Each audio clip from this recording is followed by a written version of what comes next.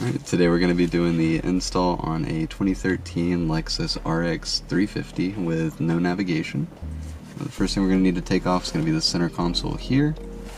So we're going to go ahead and open up the center console, and then you take a pry tool, you can start down here. Don't have to pry too hard. And once you get that up, you can wiggle it a little bit. And then from here we just need to take off the shifter knob. And you'll just be spinning this counterclockwise until it pops off like that. Put that to the side. And then we'll need to turn the engine on for a second, or you can pop this off here to get to the shift release. We're actually just going to put it in accessory. And we'll shift down. Also, you need your parking brake on when you do this, just so you don't roll away. And once that's off, you can shift back and turn everything back off. After that, we're going to be unplugging all the plugs on here.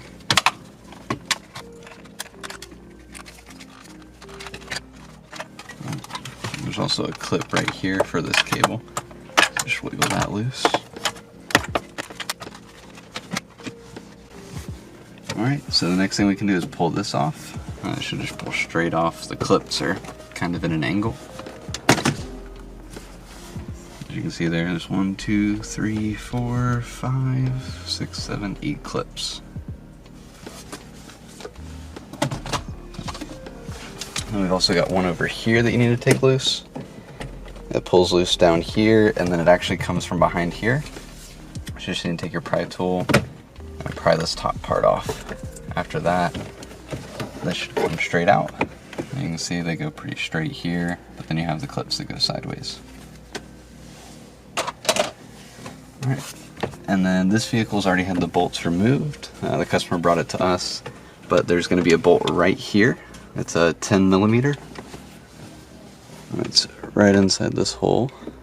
Actually, use a different tool for that so you can kind of see where it goes. The other one is going to be on this side.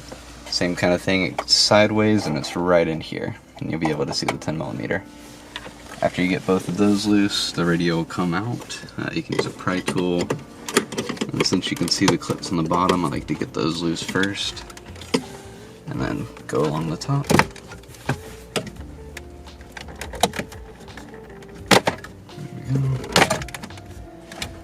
And this is the shift release right here. To get the radio out, you'll need to move the shifter down.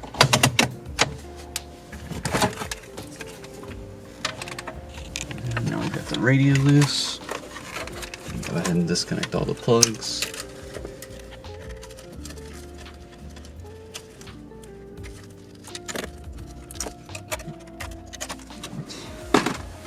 Now that we got the radio out, we need to get the screen out as well. And we're going to take the shroud out here. The easiest way to do that is to go underneath and just pry up. There we go. Once you've got all those clips loose, it kind of rotates out like this and pulls out. And it's held in by 2 little clips up here and these bottom clips. So that's why you need to pry up first and then you can pull out. After that, we've got our last bolt that you'll need to take loose. Well, last 3. There's one on the bottom down here, and you've got one there and one there. And after that, you can pull the radio out. There's also 2 clips on the bottom that hold it in.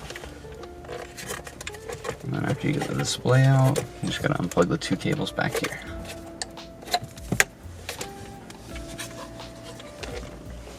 Now that we've got everything removed, we're gonna go ahead and hook up our VLine cables. So we'll shoot to that next. Alright, so we went ahead and ran the display cables here. So we've got the male here for the VLine.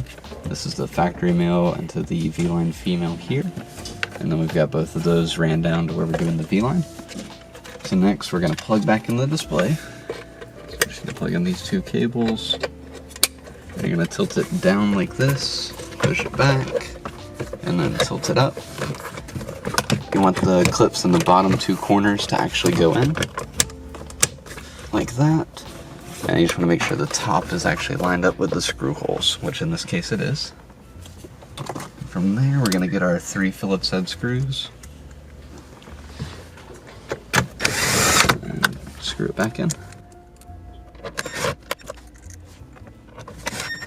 Now that we've got that in, we just need to add the trim back in place. And remember the 2 little clips up here, 3 down here. So you tilt it in the same way we did the screen.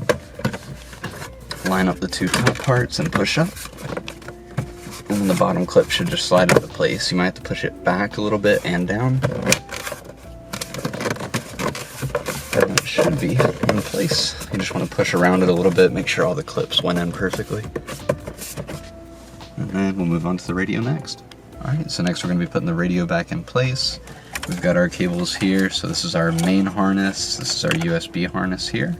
We're not going to be plugging back in the factory USB, so you can put that to the side. It'll just be in the back unplugged. So when we put this back together, we're not going to be able to really show these 10mm that go back in because they're at a weird angle. But what I am going to show you is on the actual radio. You'll be able to see it on yours as well once you have it out. There's one here, and then same on the other side, one on the bottom, one on top. And you can see how they line up in here. So you've got one on bottom, one on top, one on bottom, one on top. And you can see the access hole for them is right here, level with the bottom one almost, for each side. So that's where you'll be taking those out. And we'll go ahead and shift this down so we can plug everything back in.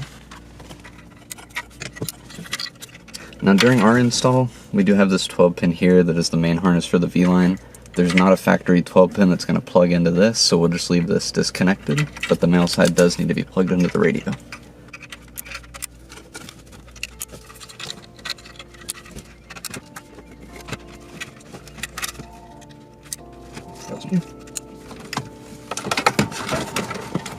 And it should just slide back into place. And then you'll do the 10 mils from there, and we'll come back. Alright, so now that we've got the 10 mils back in on the radio, we need to put our 2 pieces of trim back in. So if you remember, this is the one that had the clips that go straight in. So we're just going to insert it like it was, and just push, and it should pop right into place. Same thing with this panel here, the only difference being we need these 2 to go in, and then we're going to push it this way. So we'll pull back our knee bolster. And this should slide right into place. And then if you unplugged your knee bolster, just make sure you plug in any plugs that you have back here. And we've got that back in place. Next thing we need to do is put the whole center console cover back on. So we've got that here. We're going to go ahead and plug in all of our plugs. For now I'm going to put this in park just to keep it out of the way, and then we'll use the shift release again to move it back where we can put this in place fully. And actually in this case, these are the heating controls here. It's a lot easier to put these in at the end. So what we're going to do in this case, we're just going to push our wire through here, and then at the end we'll plug it in and snap it into place. It works out a lot better that way. Put that clip back on. And then I've got just a couple more on the front to plug in.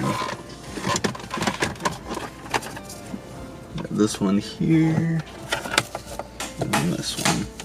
We're not going to be able to get these on camera the best because they are pretty short, but they're the 2 at the front, the one for the knob and then the one for the shifter lights. Now that we've got that all back in place, we're going to hit our shifter release and put it down around neutral-ish.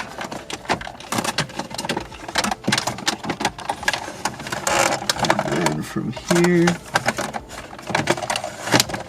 nope. So you got stuck on the shifter knob. There we go. Shift down to neutral, and everything will pop right in like this.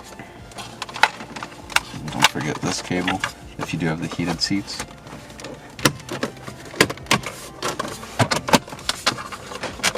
Alright, now that that's in place, plug this back in, and pops right in like that. And now everything's back to normal, we just need to put the knob back on. There